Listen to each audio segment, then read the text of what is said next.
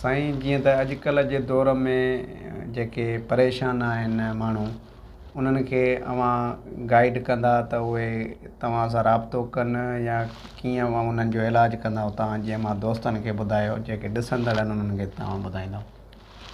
औज़ु बिल्लाहि मिनश शैतानिर रजीम, बिस्मिल्लाहिर रहमानिर रहीम। सभ खां पहिरीं ॻाल्हि इहा त सभ खां वॾे में वॾो जेको विर्द आहे उहो कुल नबियुनि जे सरदार अमर आमीना जे लाल ते दुरूद पाक जो नज़रानो पेश करणु आहे। इन खां वधीक को वॾो विर्द कोन्हे, छो त इहो विर्द ख़ुदि रब्बुल आलमीन पंहिंजे प्यारे पैगम्बर सल्लल्लाहु अलैहि वसल्लम जे मथां पढ़े पियो।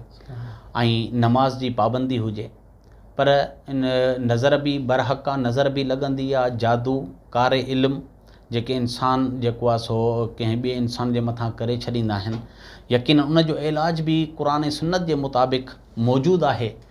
जेकॾहिं कंहिंजे मथां का बंदिश आहे, जेकॾहिं कंहिंजे कारोबार में का रुकावट आहे, शादी में का रुकावट आहे, या वरी जेकॾहिं कंहिंजे औलाद में का रुकावट आहे त उन जो इलाज क़ुरान ऐं सुन्नत जे मुताबिक़ फैज़ान बगदाद रूहानी इलाज में थींदो आहे। उन जी टाइमिंग असांजी शाम जो 4 बजे खां राति 8 बजे ताईं हूंदी आहे। ऐं इंशाअल्लाह असांजो नंबर हेठां स्क्रीन ते हलंदो। जेकॾहिं कंहिंखे को ख़्वाब जो ताबीर आहे या जेकॾहिं उनखे को बि मसइलो पेश अचे थो त उहो इंशाअल्लाह असां उनजी बिल्कुलु रहनुमाई कंदासीं। त जेकॾहिं उनजे मथां के आज़माइश आहे या का बंदिश आहे या नज़र बद आहे, जेको मसइलो हूंदो उहो असां उनखे ॿुधाए ऐं उनखे क़ुरान हदीस जी रोशनीअ में हल करण जी कोशिशि कंदासीं। अल्लाह रब्बुल इज़्ज़त जी बारगाह में दुआ आहे अल्लाह ताला तमामु आलम इस्लाम पूरी दुनिया खे शिफ़ाए कामिला आजिला अता फ़रमाए।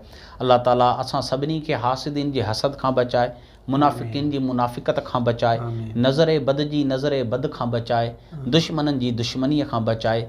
अल्लाह रब्बुल इज़्ज़त तव्हांजे मथां ऐं असांजे मथां पंहिंजो फज़ल करम छांव ऐं बाजता